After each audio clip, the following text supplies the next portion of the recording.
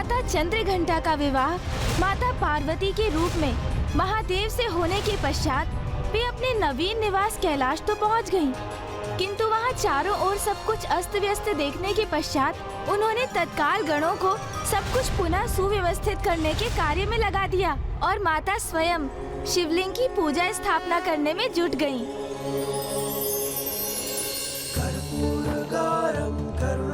माता, संसार सारम भुजगेंद्रहारम सदा वसंतम हृदयारविंदे भवं भवानि। माता ये लीजिए पूजा की सामग्री। एक ओर माता कैलाश की अवस्था में सुधार ला रही थीं, तो दूसरी ओर तारकासुर के नवजात असुर माता को क्षति पहुंचाने हेतु कैलाश की ओर बढ़ रहे थे। ओम नमः शिवाय, ओम नमः शिवाय। यह अखंड ज्योत कैलाश को सदा प्रकाशित करती रहे और मेरे निवास से अंधकार और बुरी शक्तियों को सदा दूर रखे।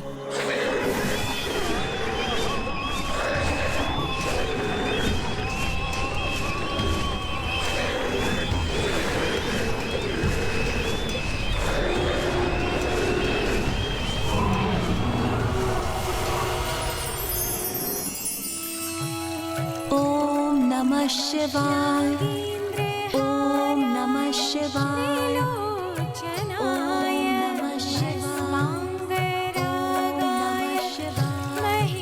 महेश्वराय, नागेंद्रहाराय, त्रिलोचनाय, भस्मांगरागाय, महेश्वराय, नित्याय शुद्धाय, दिगंबराय, तस्मै नाकाराय नमः शिवाय।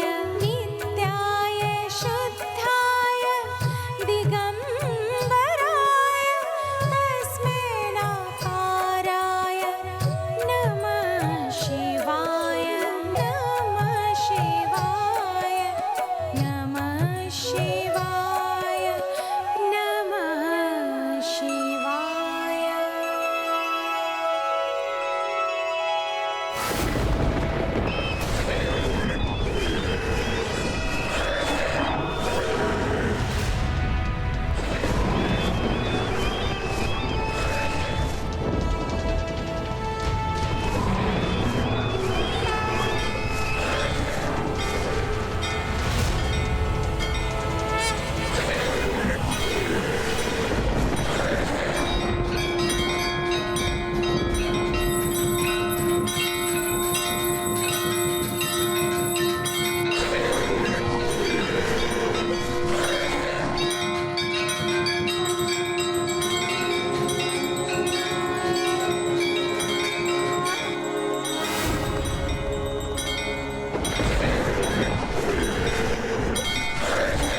चंद्र और रूप अलौकिक हेमचंद्र घंटा घंटे की नाद से पाप विनाशे हरती सारी विपदा है माँ, हरती सारी विपदा है माँ, हरती सारी विपदा है माँ।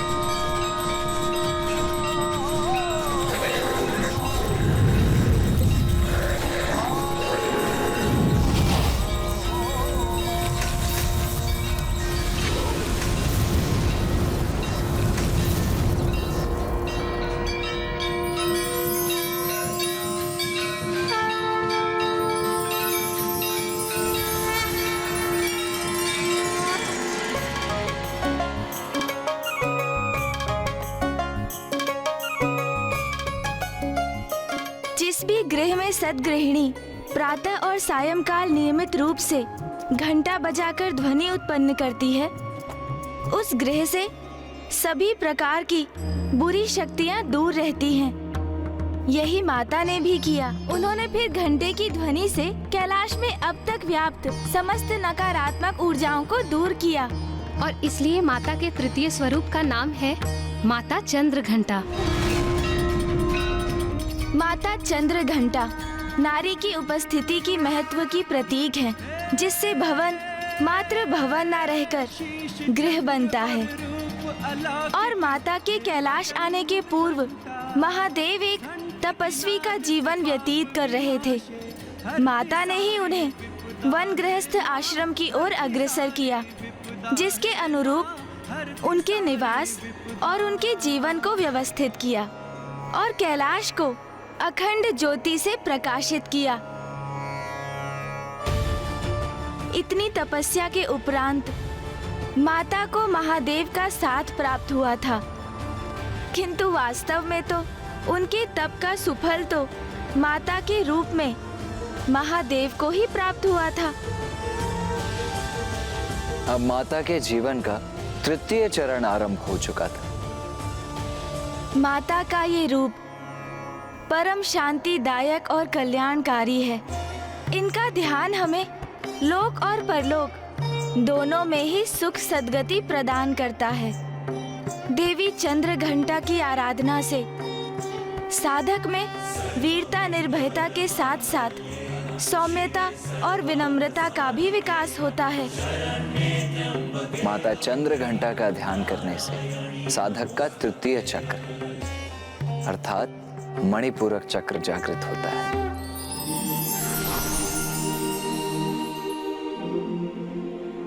तृतीय चक्र अर्थात मणिपूरक चक्र हमारे विवेक को जागृत कर उसके चरम पर ले जाता है हमें। और जब हमारी कुंडलिनी के इस चक्र में ऊर्जा का प्रवाह होता है, तो हम अपने पूर्व के निर्णय के उचित और अनुचित पर पुनः विचार करने पर विवश हो जाते हैं। महाराज, माता, अब आप भी माता का ध्यान कीजिए। अवश्य।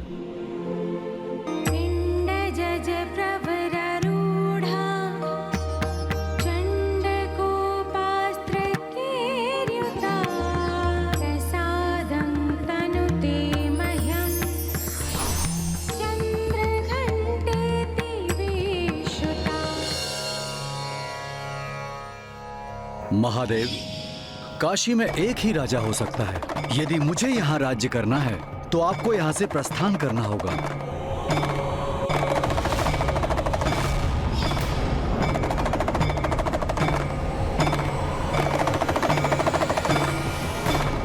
क्या हुआ महाराज?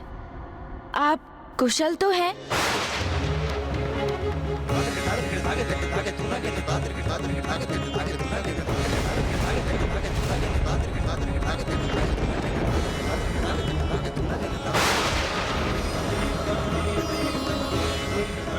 ऐसा क्यों आभास हो रहा है मुझे कि जैसे मुझसे कोई बहुत बड़ी भूल हो गई हो।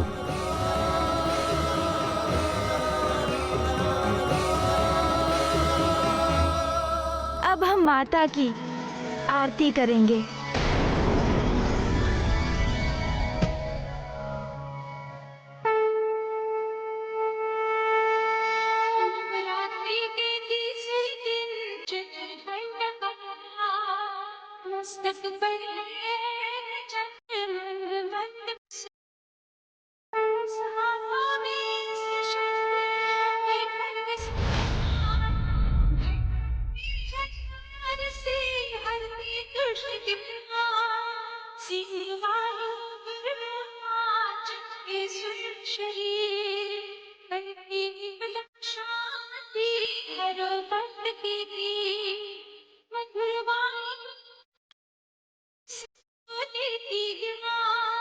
जितने देवी देवता सभी के सपना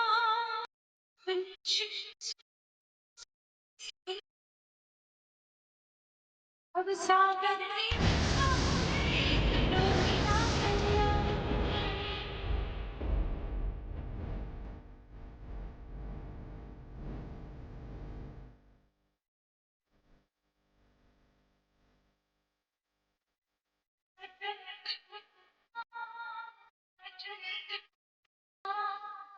शीश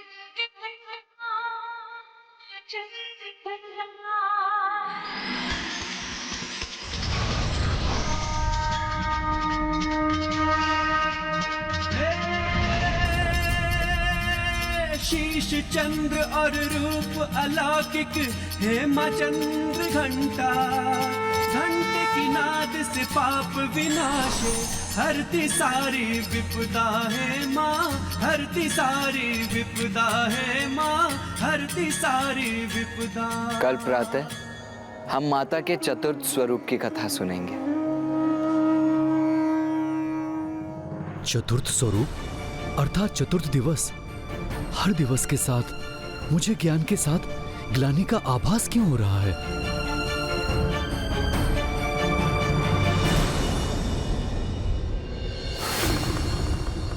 रामदेव, ये मेरी कल्पना मात्र है अथवा महाराज देवदास के मन में कोई संशय उत्पन्न हुआ जिसके कारण वो तनाव में आ गए? नहीं देवराजेंद्र, ये मात्र आपकी कल्पना नहीं है। जैसे जैसे महाराज देवदास के चक्र जागृत हो रहे हैं और वो देवी पार्वती और महादेव के भिन्न भिन्न कथाओं का श्रवण कर रहे हैं, उनके भीतर जागरूकता का प्रवाह हो रहा है। ये जितना शीघ्र हो उतना ही उचित है। मुझे तो मात्र यही आशा है कि जब तक उन्हें सत्य का, अपने कृत्य के परिणाम का पूर्ण बोध हो, सृष्टि के लिए अधिक विलंब ना हो चुका हो।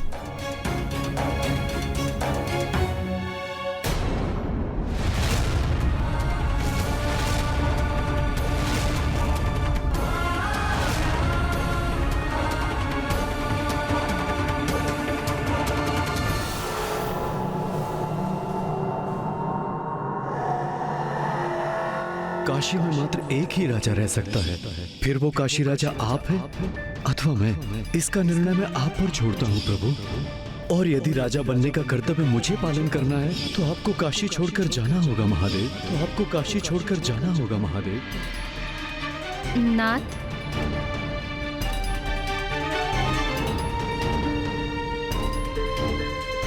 नाथ, मैं पूजा के समय से देख रही हूँ आप बहुत तनावग्रस्त प्रतीत हो रहे हैं। सब कुशल तो है ना? मैं तो माता के अगले स्वरूप की कथा श्रवण करने की प्रतीक्षा कर रही हूँ। आपको तो ज्ञात ही है, इतने अनेक प्रकार से मैं भी माता की यात्रा में स्वयं की यात्रा ही देख रही हूँ।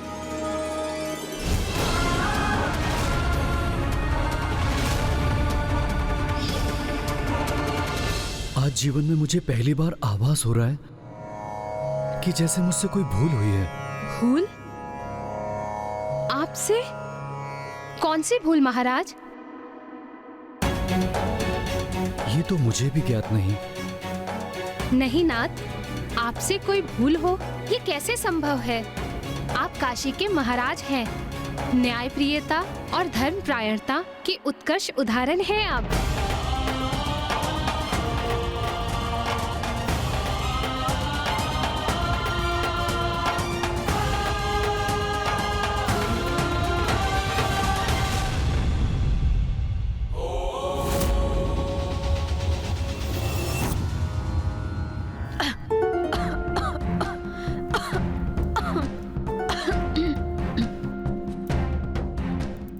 माता आदिशक्ति, मुझे शक्ति दीजिए कि मैं यहाँ बंदी रहने की अपार पीड़ा सह सकूं।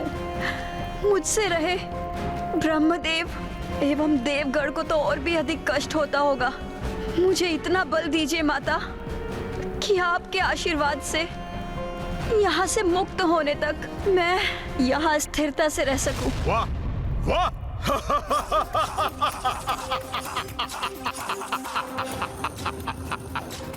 वेद माता, बड़ी निस्वार्थ प्रार्थना की है तुमने। वेद की देवी, सुनो मेरा सुझाव। देवताओं की चिंता छोड़ो और अपनी चिंता करो, क्योंकि तुम्हें मुक्त कराने यहां कोई नहीं आएगा। ना वो देवता और ना ही तुम्हारी आदि शक्ति माता।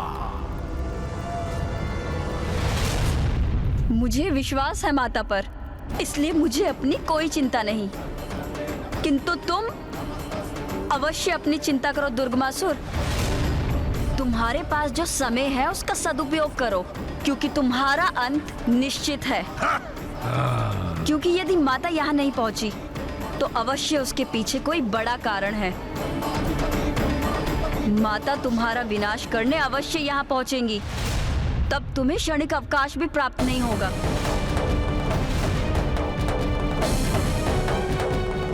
आदि शक्ति नमो नमः। रक्षा कीजिए माता। बड़ा दम है ना इन्हें अपनी माता की शक्ति का। तो मैं भी देखता हूँ वो कब यहाँ पहुँचती है और क्या करती है। प्रथम पूज्य गणेश जी और देव सेनापति कुमार कार्तिकेय नवरात्रि की चतुर्थी की पूजा आरंभ करने ही वाले हैं। हमें भी तैयारियां प्रारंभ करनी चाहिए।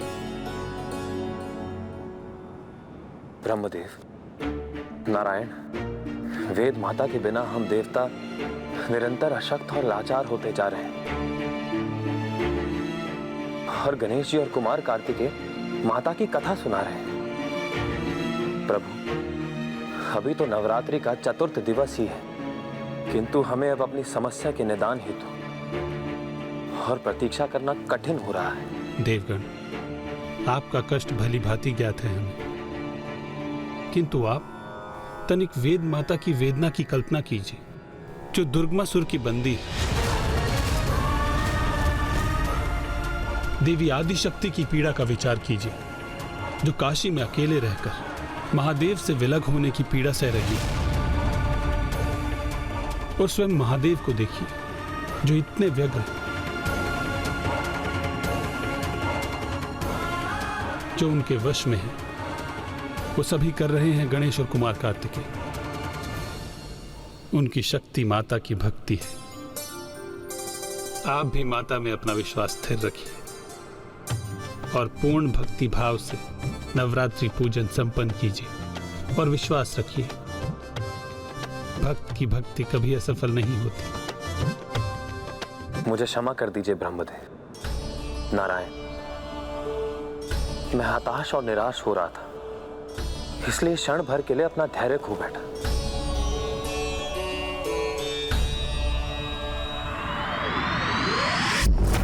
आज नवरात्रि का चतुर्थ दिवस है।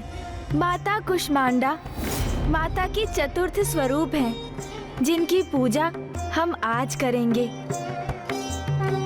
ब्रह्मांड का जन्म माता कुष्मांडा की मंद मुस्कान से ही हुआ था। माता की मंद मुस्कान से? हाँ माता, ये उस समय की बात है जब चहुं दिशाओं में मात्र अंधकार ही व्याप्त था। सृष्टि का कहीं कोई चिन्ह मात्र भी नहीं था।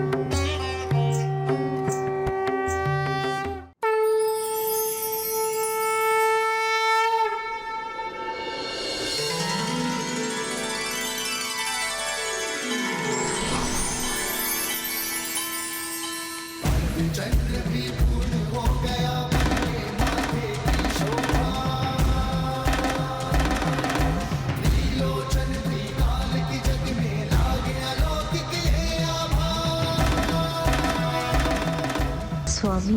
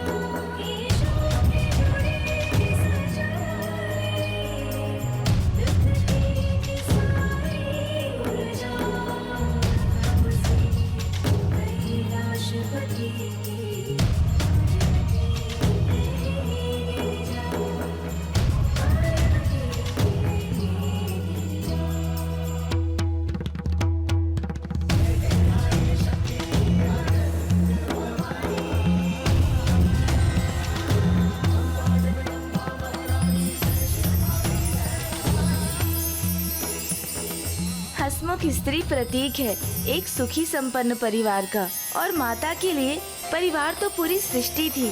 इसलिए महादेव के साथ उनकी हंसी और मुस्कान ने अंधकार को दूर कर एक नवीन सृष्टि को जन्म दिया।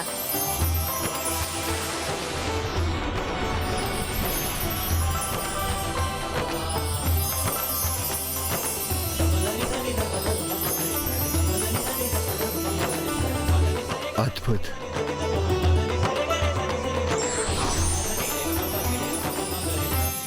माता ने अपनी मंद मुस्कान से संपूर्ण सृष्टि को प्रकट कर दिया था। पृथ्वी, ग्रह, सूर्य, तारे, आकाश गंगा, किंतु सृष्टि को जीवन हेतु सूर्य देव के प्रकाश की आवश्यकता थी।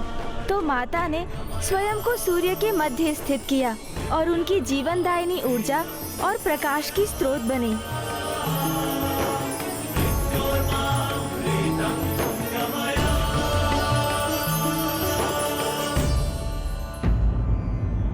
माता आदि शक्ति उन देवाधिदेव महादेव की सहचारिणी थी, जिन्हें कभी किसी के प्रति आसक्ति नहीं हुई थी। अब उन्हीं महादेव का स्नेह पाकर माता अत्यंत प्रसन्न थी, और उसी प्रसन्नता से माता के शरीर से जो दिव्य तरंगे प्रस्फुटित हुई, उसने अंधकार को दूर कर एक नवीन प्रकाशमय सृष्टि की रचना करने आरंभ कर दी।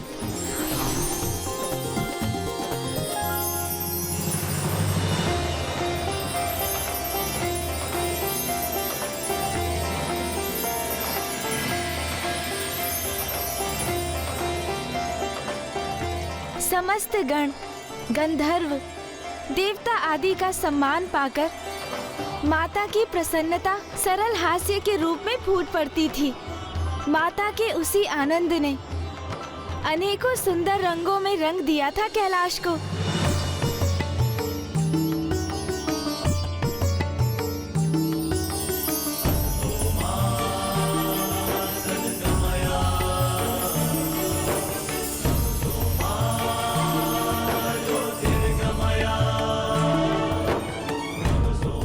माता के आगमन से समस्त कैलाश में आनंद का नाद गूंज उठा है। ऐसा प्रतीत होता है मानो माता ने एक नवीन कैलाश का सृजन किया हो।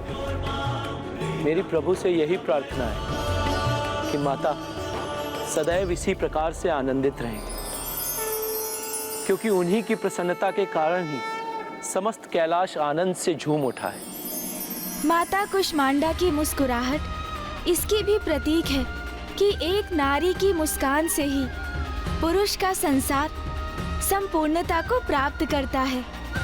जहाँ नारी प्रसन्न होती है, वो गृह भी प्रसन्नता से परिपूर्ण होता है, और जहाँ नारी दुखी रहती है, उस गृह में सुख और चैन स्थापित नहीं होता। इसलिए नारी को कभी दुखी नहीं करना चाहिए, सदा नारी का सम्मान करना चाहिए। ब्राह्मण देवता, मैं तो अपने पति देव को सदा यही कहती आई हूँ कि अपनी पत्नी को सुखी रखिए, क्योंकि मैं मुस्कुराऊंगी तो राजभवन में सदा प्रसन्नता स्थापित रहेगी।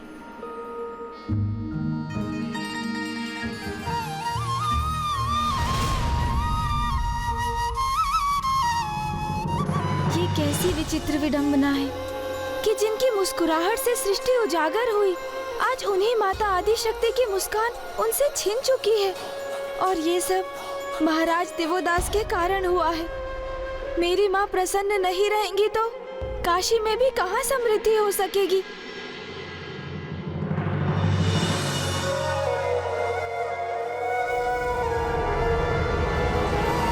और ये भी कहा जाता है कि जहाँ नारी की पूजा होती है, देवता भी वहीं वास करते हैं। और सत्य तो ये भी है कि नारी ही संसार की शक्ति है। सूर्य ब्रह्मांड की आत्मा है और सूर्य की शक्ति है माता कुष्मांडा।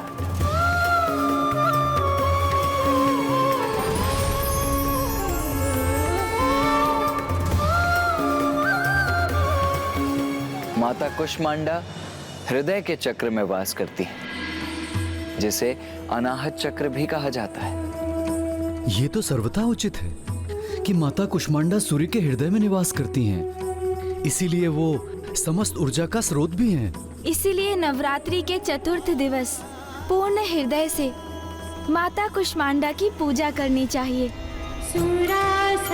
इनकी पूजा से रोग और शोक दोनों का ही नाश होता है तथा आयु, यश, बल और आरोग्य की प्राप्ति होती है और जीवन काल के उपरांत परम पद की भी प्राप्ति होती है। तो आइए अब हम माता कुष्मांडा की पूजा करते हैं।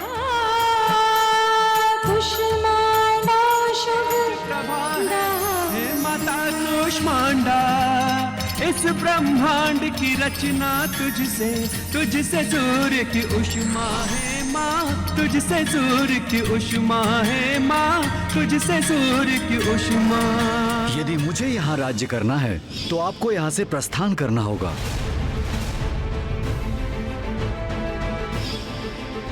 उस दिवस भी जगत पिता महादेव मुझे ऐसे देख रहे थे जैसे अपने प्रिय पुत्र को देख रहे हों।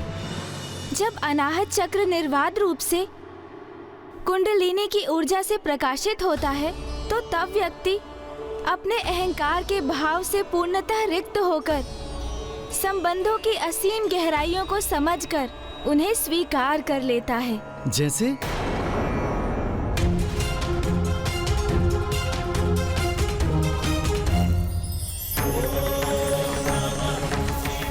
महादेव केवल ईश्वर ही नहीं, जगत पिता है। वो अहंकार से सर्वथा परे हैं। सभी चराचर जीव उनकी संतानें हैं। यदि उनकी संतान महादेव से कुछ मांग ले तो स्वयं अपार कष्ट सहकर भी वो अपनी संतान को कभी निराश नहीं करते। महादेव, महादेव! प्रतीत होता है कि अनाहत चक्र के प्रकाशित होने से आपको भी इस सत्य का स्वतः आभास हो ही गया कि वो महादेव ही तो है, जगत पिता।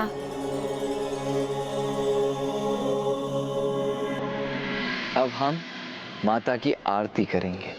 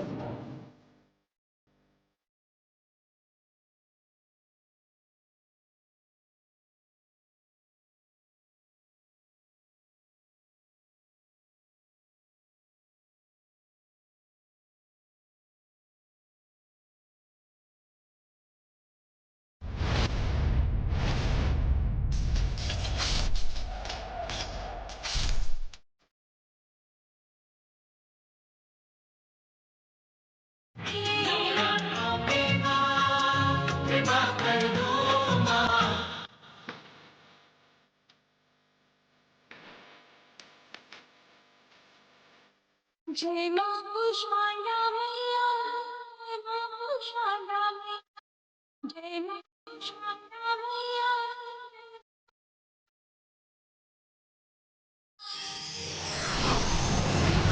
मुख पर अद्भुत तेज प्रभा है, हे माता कुष्मांडा। इस ब्रह्मांड की रचना तुझसे सूर्य की उष्मा है माँ, तुझसे सूर्य की उष्मा है माँ, तुझसे सूर्य की उष्मा। महाराज, माता, कल नवरात्रि का पंचम दिवस है और कल हम माता के पंचम स्वरूप स्कंद माता की कथा सुनेंगे।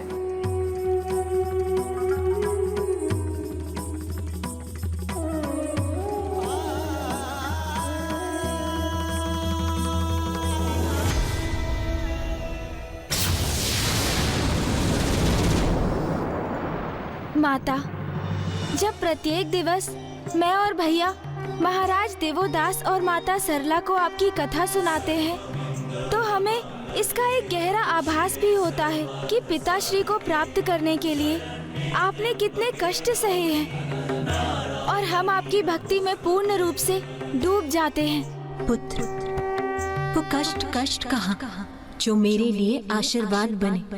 तब से मुझे महादेव का सानिध्य प्राप्त हुआ और उनसे विवाह के उपरांत कैलाश मेरा निवास बना। और पुत्र, कल तुम एक ऐसी कथा कहने जा रहे हो जो मेरे हृदय के अत्यंत निकट है, मुझे अत्यंत प्रिय है। मेरे मातृत्व के सुख को प्राप्त करने की कथा, जब मुझे कार्तिकेय पुत्र रूप में प्राप्त हुआ।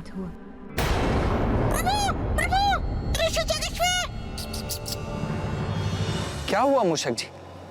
क्या हुआ है ऋषिवर को? अरे इसी जगह से नहीं हिल रहे हैं, ना कुछ बोल पा रहे हैं। अब प्रतीत होता है उन्हें कुछ हो गया है प्रभु।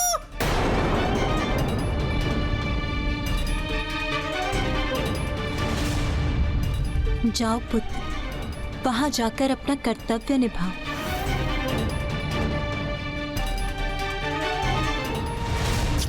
आइए प्रभु, देखिए।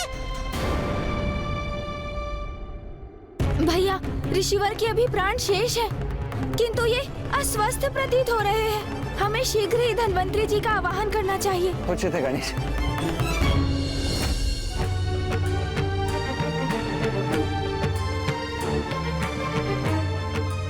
मैं इनके मुख में एक औषधि डालता हूँ। किंतु धन्वंतरी जी, ऋषिवर तो कुछ भी ग्रहण नहीं करेंगे। उन्होंने निर्जल और निराहार रहने का संकल्प लिया है। उस अवस्था में मैं लेप लगाकर इनका उपचार करने का प्रयास करता हूँ।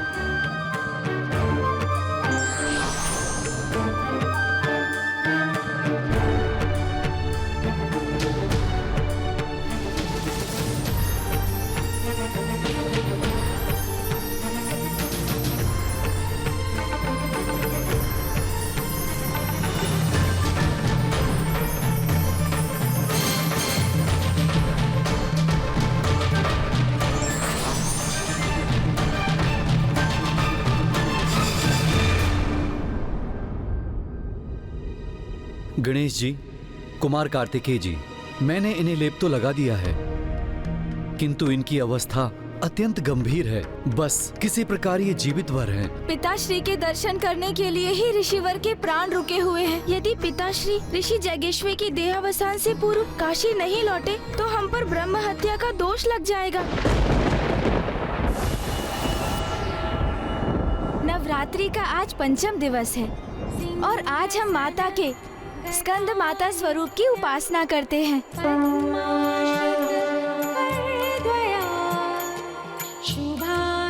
इस स्वरूप में माता पार्वती की गोद में भैया कार्तिकेय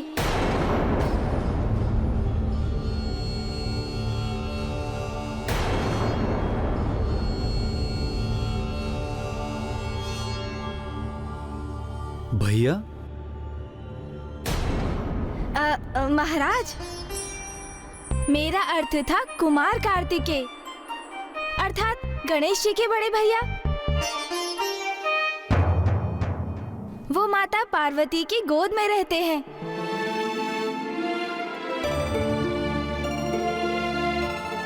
अर्थात माता को इस स्वरूप में मातृत्व सुख प्राप्त हुआ। माता बनने का सुख अवश्य प्राप्त किया उन्होंने, किंतु साधारण नारियों की भांति नहीं। अर्थात माता ने गर्भ धारण कर कुमार कार्तिकेय को जन्म नहीं दिया।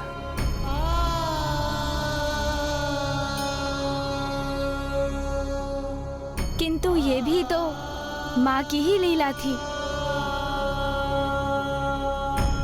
एक और माता पार्वती और महादेव का विवाह संपन्न हो चुका था और अब माता अत्यंत प्रसन्नता से गृहस्थीन का जीवन व्यतीत कर रही थी।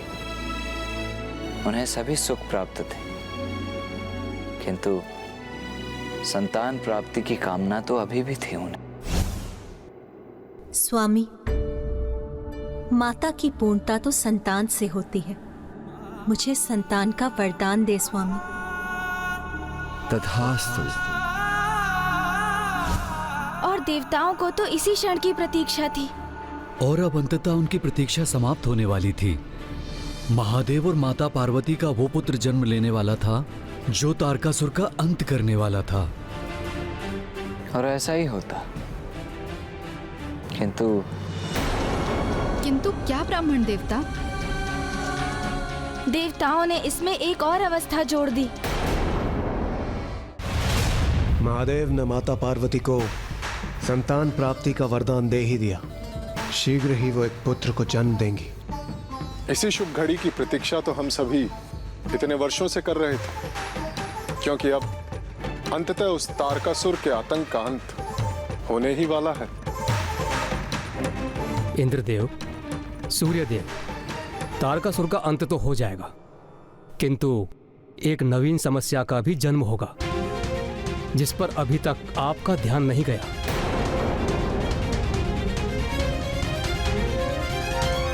समस्या? कैसी समस्या अग्निदेव? महादेव अतुलनीय बल के सागर हैं और माता आदिशक्ति समस्त ब्रह्मांड में व्याप्त शक्ति की प्रतीक हैं। स्वयं प्रकृति हैं वो। महादेव और माता दोनों अनंत अपार हैं। उनके संयोग से उत्पन्न पुत्र महावीर और महायोद्धा होंगे, जिनकी शक्ति का अनुमान लगाना भी कठिन है। और उनकी अपार शक्ति यदि स्वर्ग पर लक्षित हुई तो कहीं मेरा पद ही मुझसे न छिन जाए।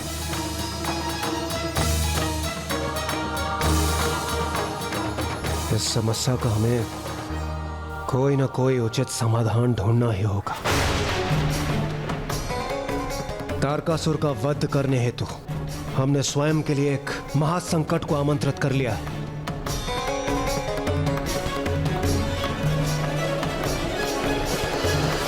देवराज, अब इसका मात्र एक ही उपाय शेष है।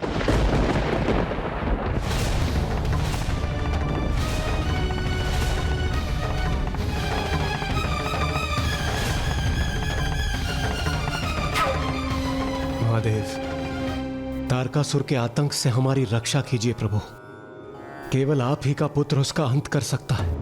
आपका ऐसा पुत्र महादेव जो केवल आप ही के अंश से उत्पन्न हो,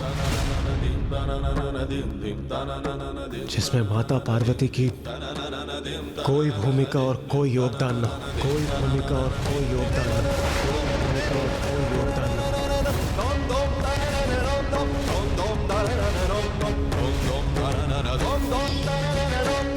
स्वामी, माता की पूर्णता तो संतान से होती है।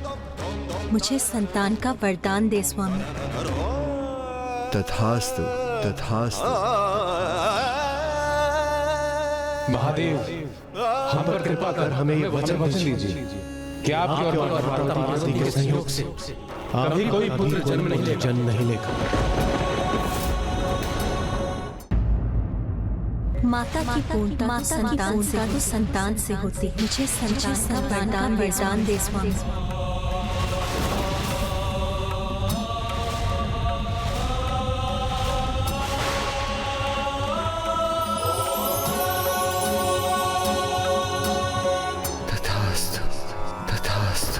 जब माता पार्वती को ज्ञात हुआ कि महादेव ने देवताओं को क्या वचन दिया है, तो वो अत्यंत कुपित हुई।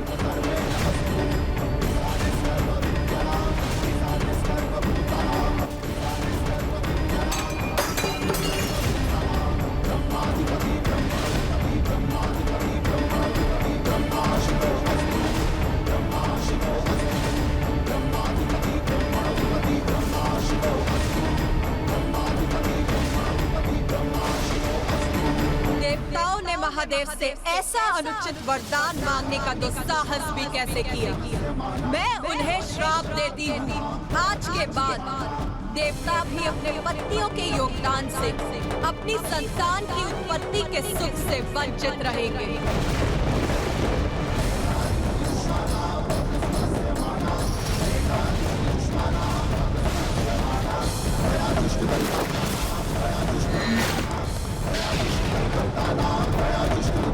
जब महादेव को ज्ञात था ब्राह्मण देवता कि माता पार्वती संतान प्राप्ति को लेकर अत्यंत उत्साहित थी, तो उन्होंने देवताओं को ऐसा वरदान क्यों दे दिया? शिवलीला, शिवलीला, अवश्य बलि। तथास्तु तथास्तु।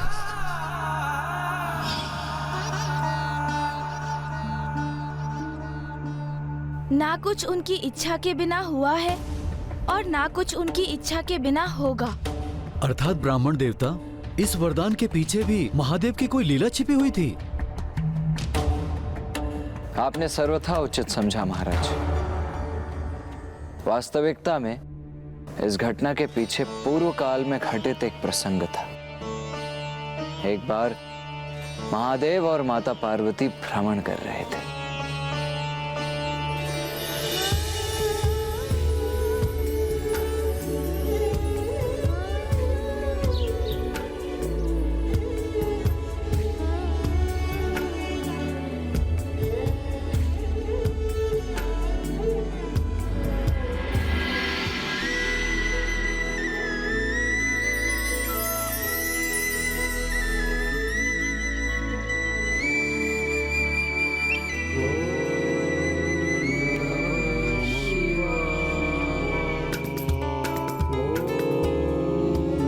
स्वामी, इस सघन वन में कौन आपकी प्रार्थना कर रहा है? सनकादिक ऋषि।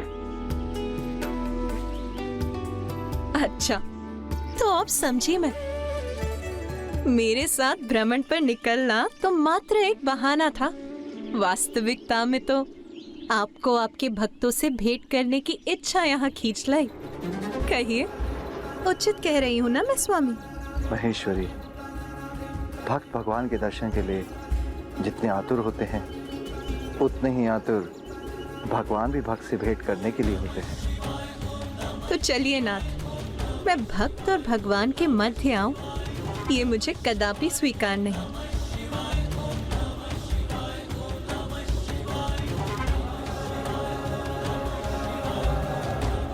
ओम नमः शिवाय।